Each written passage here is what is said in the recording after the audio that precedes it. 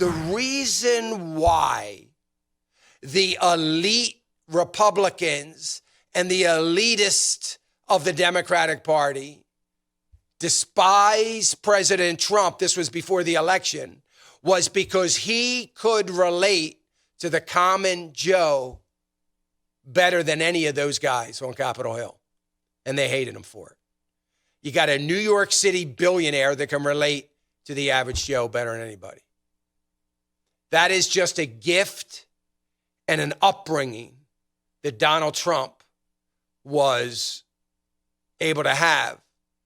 And he's the kind of man that shoots from his hip. He's got plenty of backbone. He's bold, and he relates to the average person. Donald Trump was brought up one way that he totally gets all that.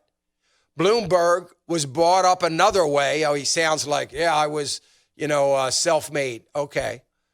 He doesn't get it. And we're going to put that in the White House. Think about it. Is that what we want in the White House? So we've got a Bloomberg, here we go again. Let's put an elitist politician in the White House. My prayer was that we turn the corner in America. We actually have somebody in the White House, a lot of people in the House and in the Senate that represent the American people and the American worker, that understand the American people and understand the American worker, that have their ear to Main Street, not just on Wall Street or some Pennsylvania Avenue, but actually understand what's going on. I thought we had turned that corner.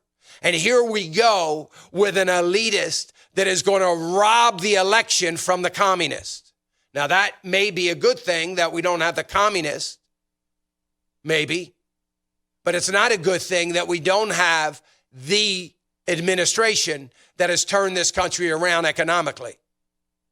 I'm not saying you got to like the way he did it or how he did it or what he said when he did it. But the fact is the fact. The American people are 100 times smarter today than they were in 2016. Not only do they now get to see the benefits of common sense, to see the benefits of hard work, to feel the benefits of a thriving economy, to know what it's like to have a patriot in the White House that cares more about America and the American worker than probably most presidents before him. They know now, Mr. President, you don't have to do anything.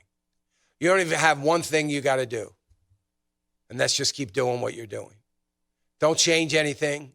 You don't have to criticize Michael Bloomberg. You haven't yet. I mean, in a small way, but no pun intended. But you don't have to criticize him. You don't need to. Maybe you did in the last presidential election. You don't now.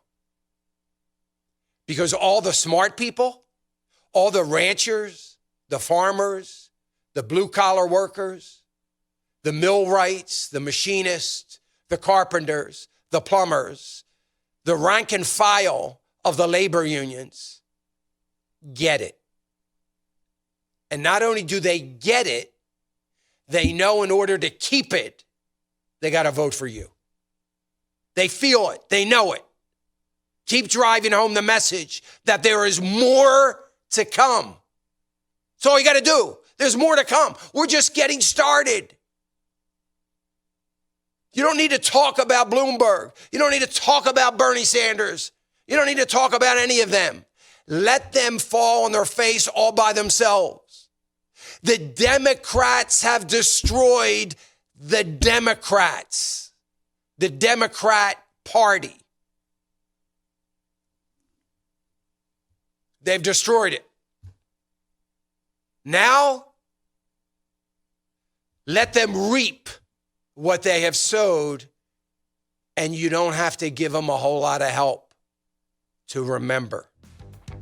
Hey, remember to click the subscribe button right here on the screen. And don't forget to hit the notification bell so you'll be notified when new content is added. And more importantly than anything, you don't want to miss all 3 live hours of Financial Issues every day from 9 to noon. And you can watch it on FISM.tv. That's FISM.tv.